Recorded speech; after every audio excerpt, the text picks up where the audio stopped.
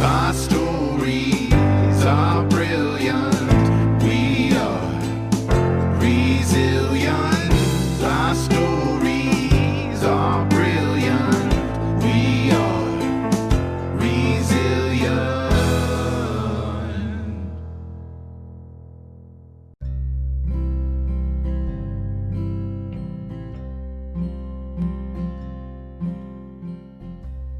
Hi, welcome to the Courage Checklist for today.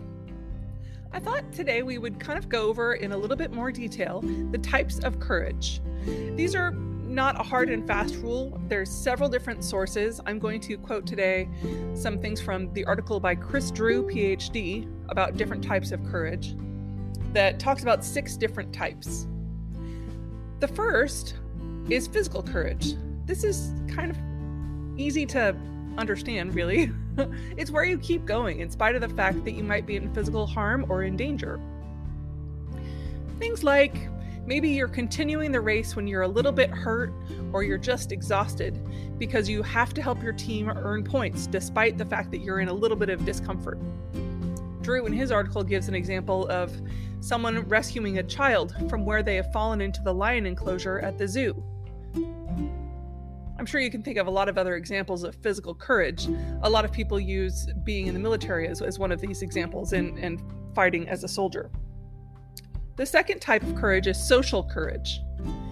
This is being courageous while you're facing uncomfortable social situations.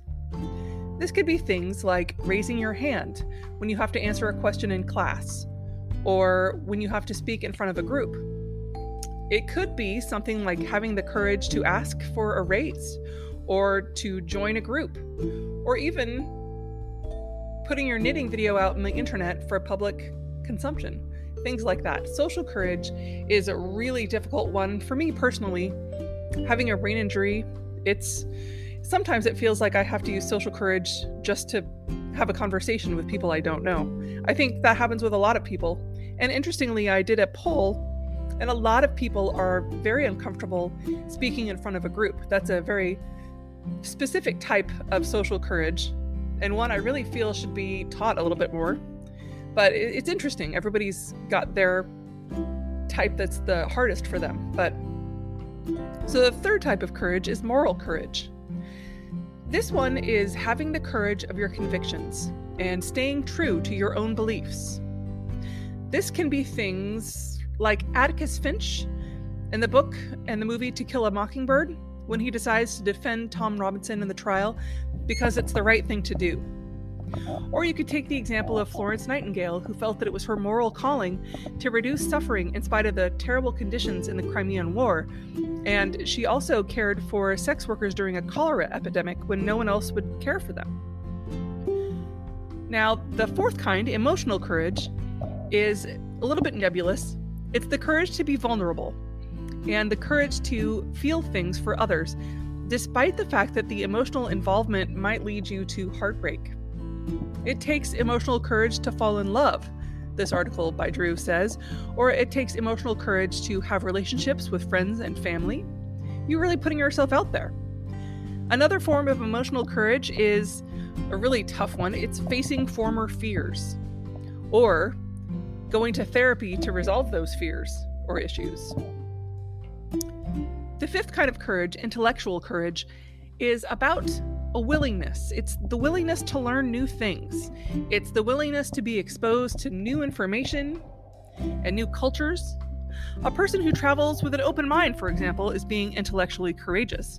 Or it could be a commitment to be conscious about reading, watching, and listening things that are from a different tradition than the one in which you were raised.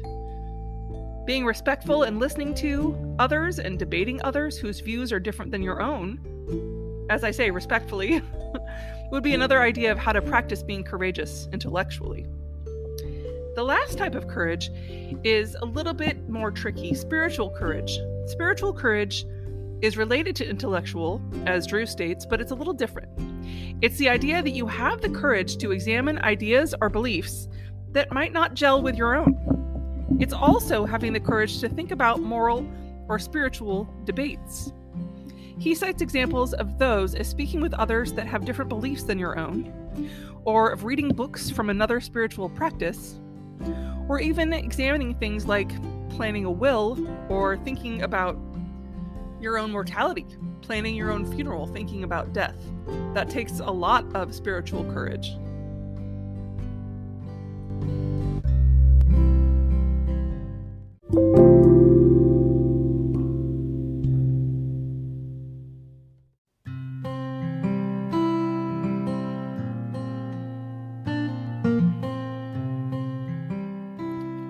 Now that we've talked about the different types of courage, I thought it would be kind of interesting for us to talk about how to be courageous as we go towards this courage checklist journey together. Being courageous generally means then facing fear, facing danger, facing adversity, but using bravery to do it. Here are a few tips that I found from some research about how to become courageous. The first is identifying your fears, recognizing what you're afraid of, and understanding that it's normal to feel fear. We all feel fear about so many things. But taking small steps, starting with small challenges and working your way up to bigger ones can help. Or I like to take a task or something that I want to accomplish and break it up into smaller goals on my way to the bigger goals. I feel like I can succeed more if I have the small wins. I like the wins. You can also seek support. Talking to a friend or talking to a therapist about the things you're afraid of can help you find ways to cope with them. For instance, we were talking about public speaking. There's a lot of public speaking groups that help do that. Toastmasters is one of them. I actually have a guest coming up very soon, Barbara Nixon. She talked about that a little bit in her interview, so we'll hear about that from her. You can learn from role models too. You can look to people you admire and try to learn from their experiences. I do that a lot with reading about people like Oprah's whole odyssey and how she became so mega successful. It's fascinating, so interesting, all different kinds of people. You can take pieces of what they did and it can give you a little bit of gumption to try and learn from their experiences. One of the really important things that I found that has been a really hard one for me is practicing self-compassion. Be kind to yourself. Being kind to yourself sounds a lot easier on paper. It's really easy for that voice in your head to be hard on yourself when you don't do something to the best of your ability, or if you aren't able to accomplish the thing that you want to do. For me, learning to drive was just like the hardest thing, as I talked about in the last episode. But it's all different kinds of things. It's really easy to get into that record groove, for lack of a better term, where it's just a repeat. You're just not kind to yourself and you're down on yourself about every little thing. But if you're not too hard on yourself, you can really get a sense of accomplishment when you do the small things, and then you can build on that. One of the ways that you can become courageous too is taking calculated small risks. Making a plan and weighing the risks and benefits before taking action can help you kind of see it in a more intellectual way, kind of take you out of yourself and take a little bit of the emotion out of the equation. Makes it a whole lot easier for me. You can also reframe your thinking. If you're changing the way you look at the situation, instead of thinking of it as a threat, think about it as an opportunity for growth. There's a lot of different ways you can do that. I mean, if you need to find a new job, looking for different things that might be exciting, that might be fun, as well as a way that you can make money and prepare for your family and yourself, can really give you a different outlook and a different way to grow as a human. The thing to remember is that courage, the whole idea of courage, is not the absence of fear, but it's the ability to acknowledge the fear and push through it. And remember that it happens to everyone. Fighting fear can be so difficult, but there's some strategies to help fight that fear. You can challenge your thoughts. You can identify all those negative things, and then you can challenge them by asking yourself if they're based on facts or assumptions. You can try to replace negative thoughts with positive and realistic ones. You can use visualization in that way too. Imagining yourself in the situation that you're afraid of, or the thing that you don't want to do, or the reason why you're stopping yourself from accomplishing something on your checklist. But instead of thinking about all the bad things that could happen, visualize a positive outcome. This can help you build confidence and reduce all the anxiety that's around that. You could practice some deep breathing too. There's all different kinds of meditation techniques. I'll share some of those with some other guests later on and share some of the things that I use. But just taking slow, deep breaths in any situation can kind of help you calm down, and then you can relax when you're feeling anxious. And as you're calm, you can think about it more dispassionately. And then one that I really like is gradually exposing yourself to the situation or the object you fear. Exposure therapy is familiar to everybody, but it helps you build resilience because you're familiar to it. And then you don't have to think about the power that fear has over time. I don't know that will ever stop me from being afraid of heights, but I'm better about crossing bridges. And but that one didn't used to be a bad one for me, but it is as I get older. I don't know. It might be an inner ear thing.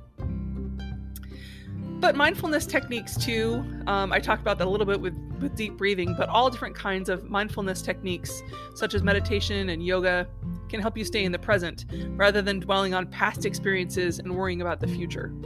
It helps you take care of yourself.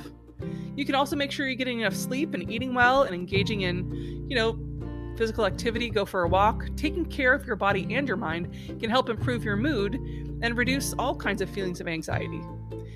All these things can help reduce your thoughts of fear, and then it can be a powerful way to build your courage and make you feel stronger, both mentally and physically.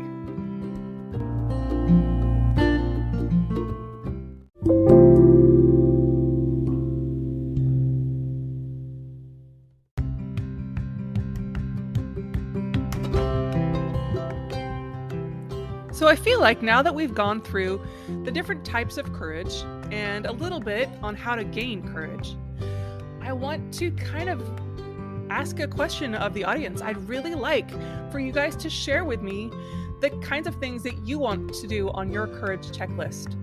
I would love to hear from all different kinds of listeners. I'm doing a lot of interviews. I have all different kinds of people lined up to talk with us about their courage checklists and the things that they've overcome and things that they're working on. But I would love to hear from you. So please go to couragechecklist@gmail.com and email me your list. I would love to correspond. You can also go to my website, jenniferbyerschambers.com, and there are information, downloads. You can get your own courage checklist, and we can continue the conversation. I hope that you have a wonderful, wonderful week and that you find things that bring you joy. And remember, what's on your list? Keep working towards that. We don't have time. Keep going.